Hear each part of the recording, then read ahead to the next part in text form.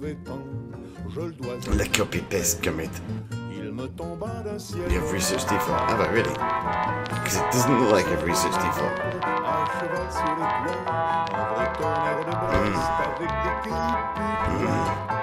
As far as the dev server goes, yeah, I'm gonna wait. I really can't be honest with it. I mean, they've got stuff in there that we know isn't going to get put into the normal jet trees like Type 59. I wouldn't be surprised if at least one of those yanks is going to be for the winter event thing. Probably both, possibly both. And it looks like we're getting 2 of the prims as well. I assume the American version of the Vault isn't going to be a premium, and the British and the French ones probably are. Although the French one maybe not. Who knows? We obviously know what the kind of gist is. Well, hopefully you guys have been having a look and, you know, checking out for yourself as far as the patch goes. As far as what I can tell with it so far, it's a lot of copy pasting. I don't mean just from outside of the tech tree, I mean from within the tech tree. The French tanks, from what I can tell, you've got about 4 or 5 different variants of the NX-13, for example. That's just one vehicle. There are a few others that have been basically similarly copy pasted, and likewise, that's, you know, not necessarily a tech tree. It's the same thing for the Japanese, and it'll be the same thing for the Italians, I'm pretty sure. Yeah, Italian tanks are going to be even worse, I think. And them doing the French tech tree now, I think, is part of that. To basically just be like, yeah, well, you know, the Italians, they've not really got that much stuff, so we're just going to copy-paste loads of stuff in. Yeah, first Civ 4 films to copy-paste, and I mean, as far as the French goes, there's still quite... From what we've seen so far and know what's getting put in, there is going to be more stuff hopefully getting put in, because there is more stuff that they can put in. I've already heard that the dev server apparently has got the ARL 44 in it. So, you know, the ARL 44, that's one that I was kind of expecting to be in the first French tech tree. Hopefully that is true and it is on there. If not, then, yeah, it was. Just the laws of Gaijined. As far as everything else goes, there's a few of the vehicles I can think of getting put in. The Char 2B, I think it is, which is like First World War or post First World War design. That I'd expect to be like France's 1.3 multi-turreted tank, just as the British have the Independent, the Germans have the Neubau Faustzeug, and the Russians have the T-35. Americans don't have anything like that, unfortunately, unless you want to cast the, what's it called, M2A2. But that's still broken as far as I'm aware. Oh man, this is just classic. That thing. Yeah, it's still broken. Come in. And if you don't know how this is broken, this has been in game since the Americans have been put in game. So that's, what, 3 years ago now? 2 years ago? 3 years ago if you count this year as being a complete year at least. And the issue revolves around this chap here, who's the commander apparently. Yeah, he's the gunner. They're not both gunners at all. He's a commander. Anyway, that's the issue. As soon as you lose one crewman in this vehicle, you'll lose your 50 cal machine gun, which is in that turret right there. And that's not a good thing, because that is your only proper machine gun, really. You can kill tanks with that, but you can't kill anything. Well, you can't kill tanks without it. At least not very easily, anyway. And as far as these go, yeah, 7.62s. So you're kind of boned with that, and they've still not done anything about it. That guy should have the priority. And this has been in for, what, 3 years, something like that. I mean, there's loads of other vehicles that have similar issues. kind of one of the most famous ones is this one for me, at least. Oh, sorry, and this one, yeah, Type 60. This is so broken, it's just not funny.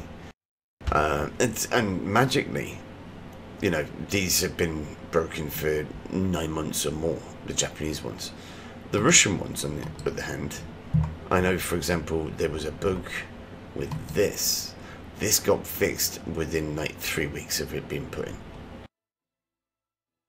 And yet you've got vehicles like the Type 60 SPRG, the Type 60 ATM, 9 months or more, not fixed. The American M2A2, if you count that as being a bug, it's been like that since that was put in 3 years ago. This is Waterman.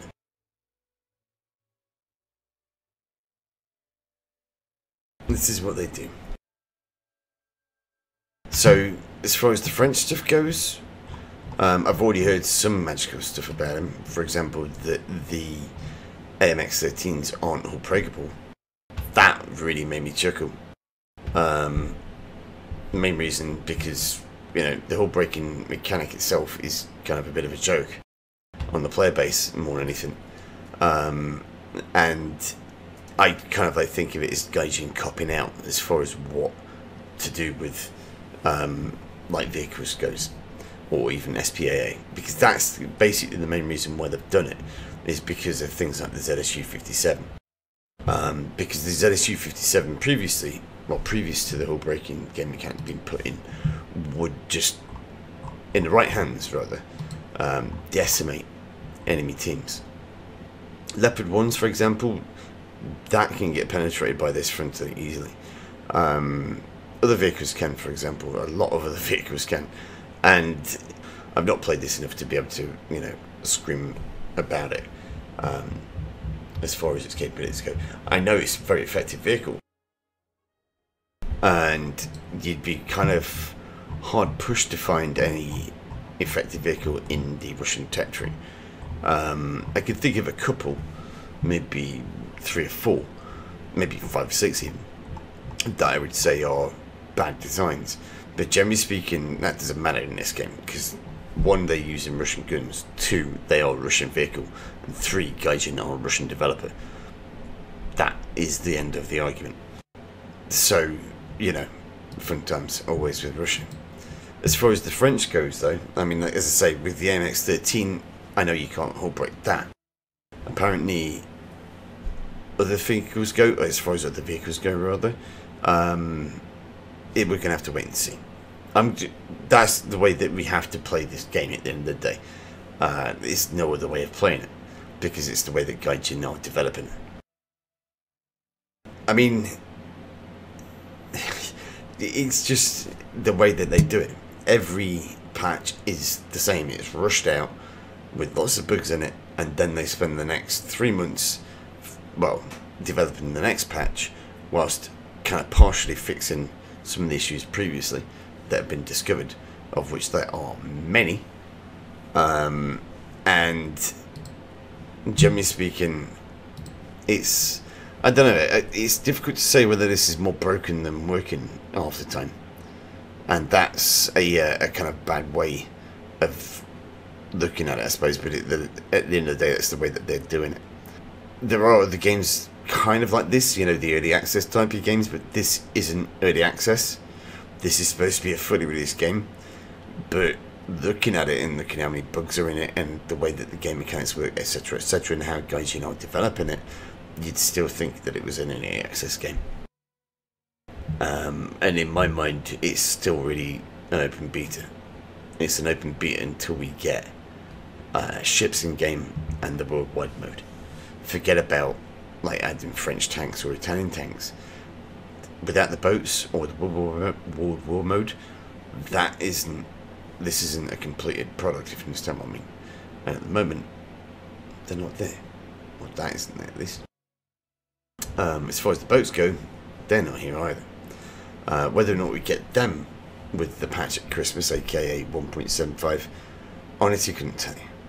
I really hope not, because from what I've seen so far, it doesn't look as though they're ready. But we're just going to have to wait and see again.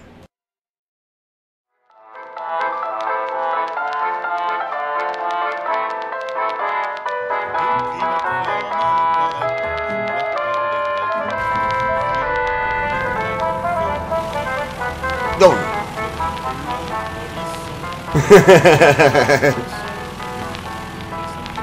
Look, Gaijined. There knows. It's funny with this game coming.